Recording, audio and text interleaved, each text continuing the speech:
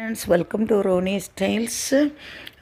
நல்ல வறுத்தரைச்ச கருப்பு கலரில் கொஞ்சம் ஒரு மாதிரி கருப்பு கலரில் இருக்கக்கூடிய மீன் குழம்பு செஞ்சுருக்கேன். செம்ம டேஸ்ட்டாக இருக்கும் ஃப்ரெண்ட்ஸ். இது ஒரு முறை செஞ்சு பார்த்துட்டு உங்கள் கமெண்ட் சொல்லுங்கள்.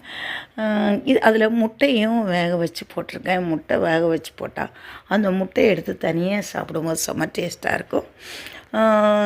முன்ன நான் ஒரு என்னோடய குழந்தைங்க சின்ன பருவத்தில் நாங்கள் வாடகை வீட்டில் தான் இருந்தோம். பக்கத்து வீட்டுக்காரா இந்த மீன் குழம்புல முட்டையை போட்டு செஞ்சு சாப்பிட்றாங்க.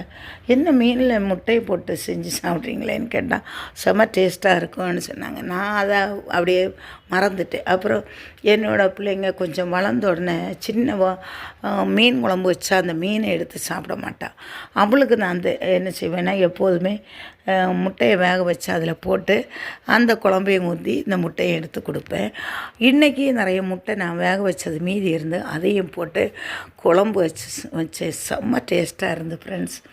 இது ஒரு டிஃப்ரெண்ட்டாக இருக்கும். நீங்கள் எப்போதும் முட்டையை தனியாக வேக வச்சு ஆம்லேட் பண்ணி சாப்பிட்றதோட இதில் வேக வச்சு போட்டு இந்த முட்டையும் மீனும் எல்லாமே சேர்ந்து சாப்பிட செம்ம டேஸ்ட்டாக இருக்கும்.